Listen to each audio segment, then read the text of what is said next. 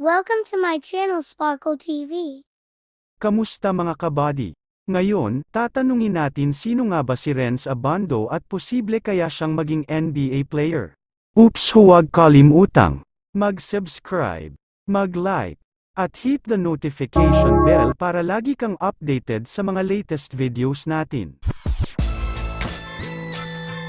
Ngayon, halika't ating pag-usapan ang career journey ni Renz Abando, mula sa kanyang pagdala ng talento hanggang sa kanyang potensyal na makamit ang pangarap na maging isang NBA player. Magsisimula tayo sa pinakamahalagang punto, ang talino ni Renz Abando sa basketball. Ang galing niya sa court, malasakit, sipag, at determinasyon, iyan ang kanyang mga susi sa tagumpay.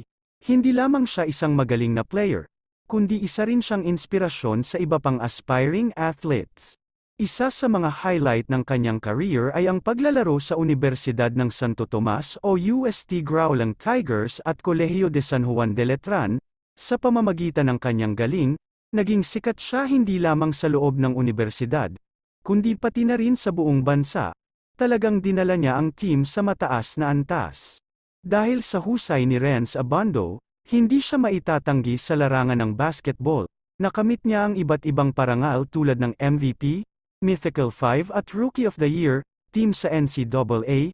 Ang mga ito ay patunay ng kanyang kakayahan at potensyal bilang isang propesyonal na manlalaro. Marami ang may tanong, posible kayang mapaabot ni Renz Abando sa NBA. Subalit ang mas mahalaga ay ang kanyang paninindigan at determinasyon na makamit ang kanyang mga pangarap. Kung mayroong isang tao na kayang tuparin ang kahit anong pangarap, iyon ay si Renz Abando. Mga kabady, posibleng ba maging NBA player si Renz Abando? Comment down below. Napakaraming rason kung bakit posible maging NBA player si Renz Abando. Ang kanyang talento, pagsisikap, at dedikasyon ay nagbibigay lakas at inspirasyon sa ating lahat. Huwag lang natin siyang lilimutan, dahil siguradong magbibigay siya ng karangalan sa ating bansa. Thanks for watching.